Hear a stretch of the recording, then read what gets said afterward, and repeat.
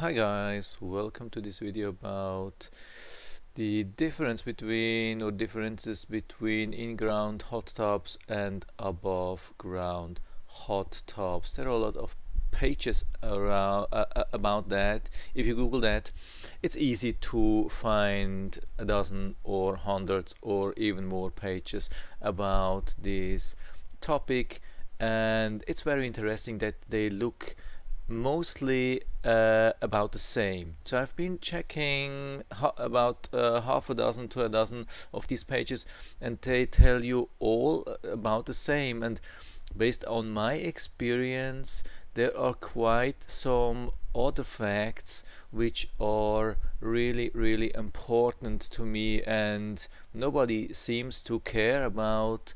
I don't know why this is. Maybe these pages are merely done by sellers, so either in-ground hot tub sellers or above ground hot tub sellers, and not by the users. So for me, it definitely it seems like to be like this, and I will tell you at least two very important things which are really important and you have to think about before you decide what to buy. So usually what you see, the price, like above ground hot tubs, or I would say on average $5,000 to $6,000, but it can go up or down quite a bit, and in-ground hot tubs are usually a little bit more expensive. Most prices I have found or indicate about $10,000. But of course, what's important, if you already have a pool and you can just connect it to the whole installation, or extend or expand the whole installation, or if it's standalone, that's a really big factor. But apart from that, everybody tells you the same. They say especially the above ground hot tubs, they say require less maintenance than an in-ground unit.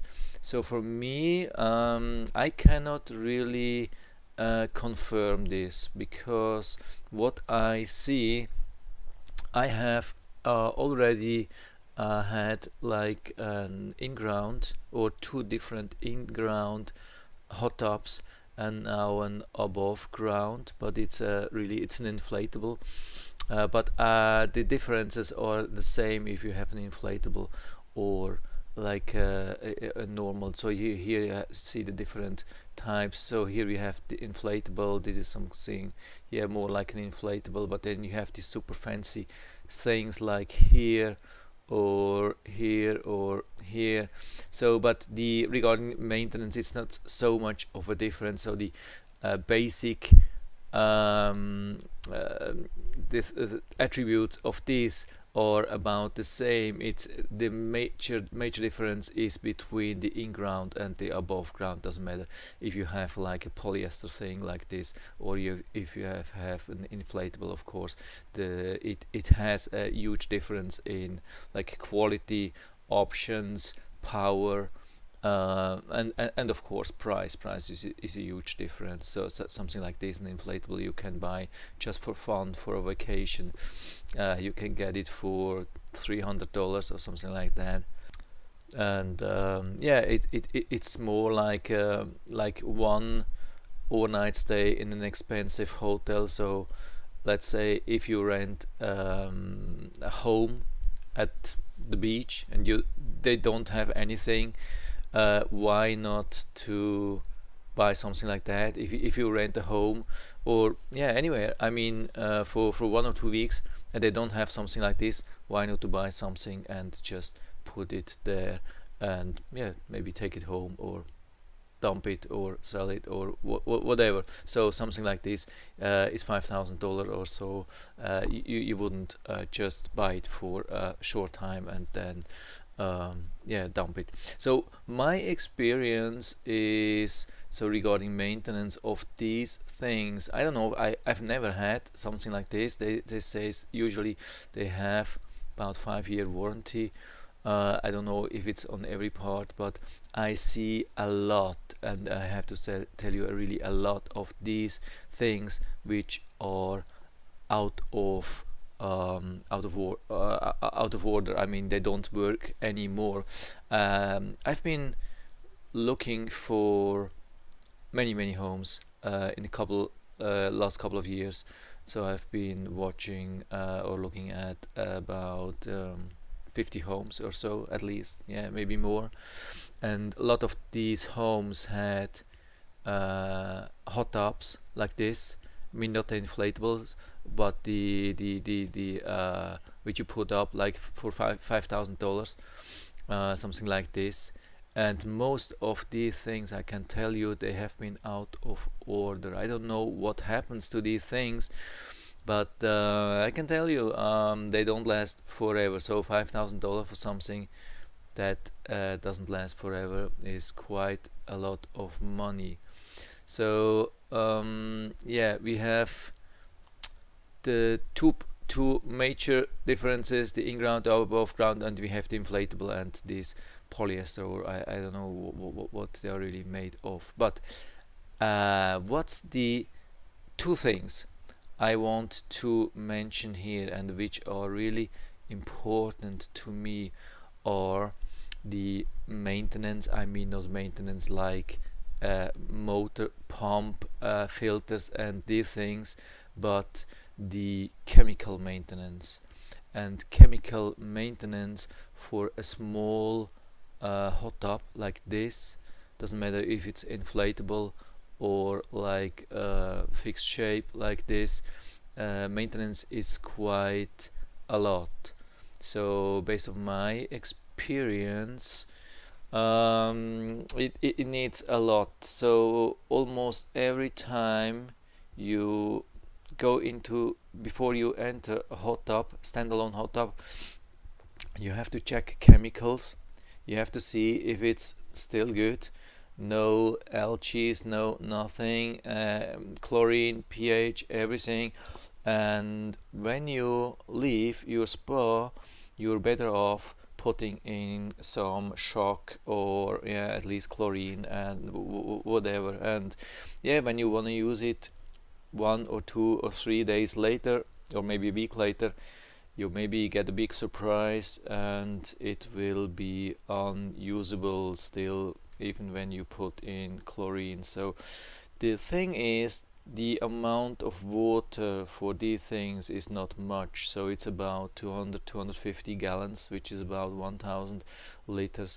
And if you have 4 or even 6 person in here with the heat, and people are sweating and everything, so it's a huge challenge to keep the water clean and stable and on a certain pH level. It's really difficult.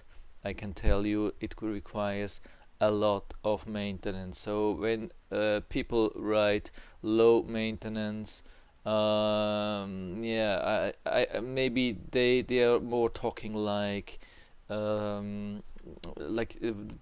wires. I mean the pipes. You don't have to maintain the pipes to the pump because it's everything close. But I don't see. I mean, this is definitely not regarding the chemical maintenance. I can really tell you something like this: an in-ground hot tub or spa is much easier to chemically maintain because you have much more water. So usually an average pool has about, I think standard is about 10,000 gallons, and this thing is about 250 gallons. So it's about 50 times the water usually what you can count. So that's a huge difference. I mean, maybe this is a little bit small here, we don't have 50 times, but here, and yeah, a lot of pool. I think this is pretty much standard, that the water amount is about 50 times the pool. Yeah, the water of the pool is about 50 times of the hot tub. And yeah, so if it's connected, there's a flow, there's a cycle. It cycles, and so there's so much chlorine and so much stabilizer and so much of everything, of the chemicals in the whole circulation.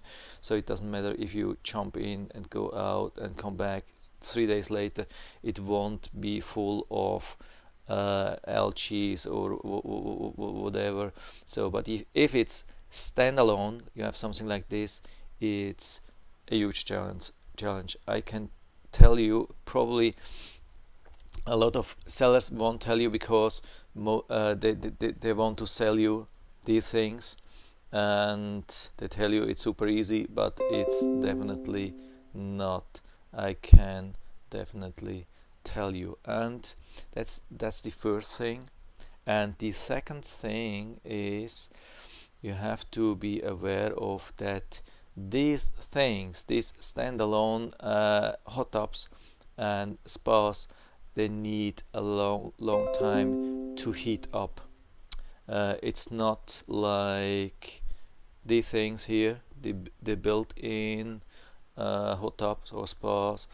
Usually they have either a gas heater or a heat pump. So heat pumps, they they heat pretty fast, and gas heaters, they heat even faster. So even when it's let's say you have something like this in Florida, and the temperature in winter has dropped to maybe 65 degrees, the water, I mean, you don't have to preheat for half an hour or something like that. It doesn't actually need any preheat. Maybe 5 or 10 minutes or so. You turn on the heat pump or you turn on the gas heater, and then you prepare. Pull, yeah, you have to, I mean, change the clothes. You have to, yeah, put on your swimsuit or swim shorts or whatever, and take out towel and prepare the beer and peanuts and whatever you need, and till you have everything and you're out, it will be heated, no problem, especially with the gas heater, but also with the heat pump, no problem. But the problem is when you have something like this. So usually they have a cover, so that's an additional pain, that they need a cover, because otherwise the temperature goes down pretty fast, and so you have to cover it after almost every time after you use it, and before you use it you have to uncover it. And yeah, and it takes a lot of time to heat something up, something like this up. These things here, they have heaters with about, I would say, 1500 watts, and these things, they usually have a little bit, yeah, I mean, when you do something like this with for maybe $5,000, you do a little bit more installation. You will probably assign a dedicated fuse with maybe 50 amps instead of 20 amps here. When you have something like this, you just you buy an extension cord, pump it up and use it, and then you will be on a 20 amp fuse, which is maximum about 2000 watts, I mean 2 kilowatts. And here you will probably use dedicated fuse or something, or 2 lines, or whatever, and then you have usually about 5 kilowatts or 5000 watts, maybe up to 7000 watts of heat power. But this is nothing, I can tell you, this is nothing compared to a heat pump or to a gas heater. They have much more power, they have way more power, I can tell you, compared to any type of these, regardless is if it's inflatable or something like these here.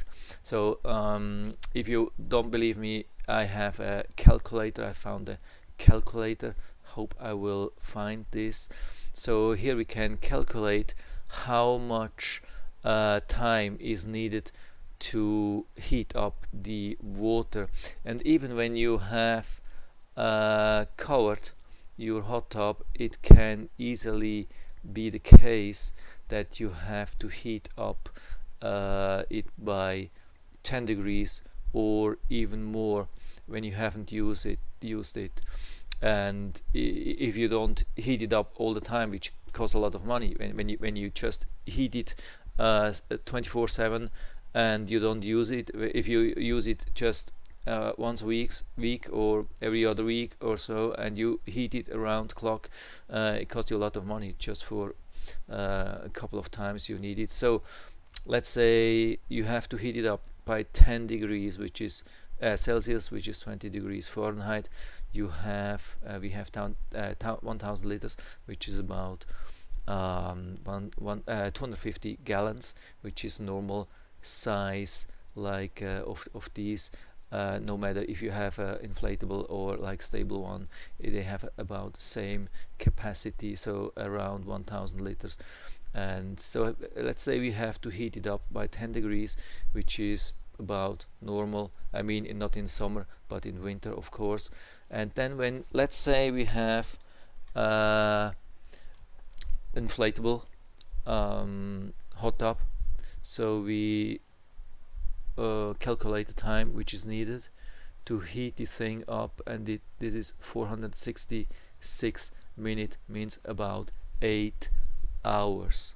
8 hours, so almost 1 hour per degree Celsius, which we need to heat up. So if you want to have if you want to go to the hot tub or spa in the evening, you definitely have to turn it on at the latest in the morning. If you forget, if you return home maybe at 5 o'clock and you think that you want to go to the hot tub maybe at 8 o'clock, won't be enough. And definitely not if you find out, maybe you decide at 8 o'clock in the evening you want to go to the hot tub or spa in 10 minutes. No way, when you have to heat it up by 10 degrees Celsius. So even when we have super efficient high power heater with dedicated fuse, like something like these things, these $5,000 things, let's say we have 6 kilowatts, and then you calculate, and then you end up with 2 hours. Means, okay, when you return at 5 o'clock, you can go to the hot tub at 7, 2 hours later. Yeah, so but this is something you have to be aware of. I can tell you this is really important. Now I'm somehow trapped in this situation. I mean, it's not like a killer thing. I mean, I still like to have inflatable spa instead of having nothing, because otherwise, I mean, at the moment I'm renting, I cannot build a built-in hot tub.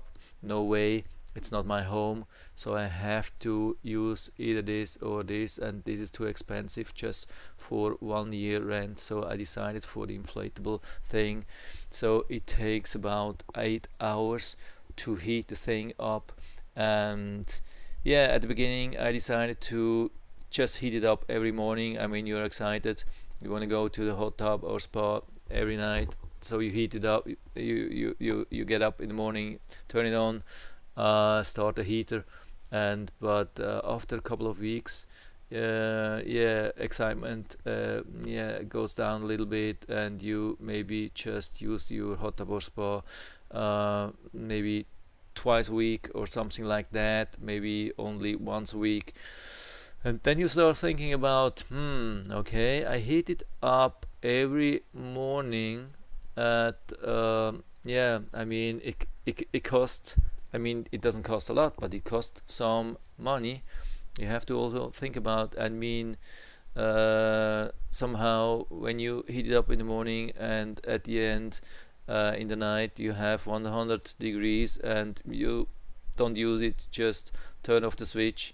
You know you have used up maybe $2. I mean every day it's not much, but it's money, and somehow it sucks.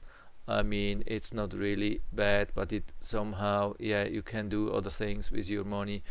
And if you have something like this, you don't have to preheat. You can leave everything cold as, yeah, maybe even when it's 60 degrees Fahrenheit.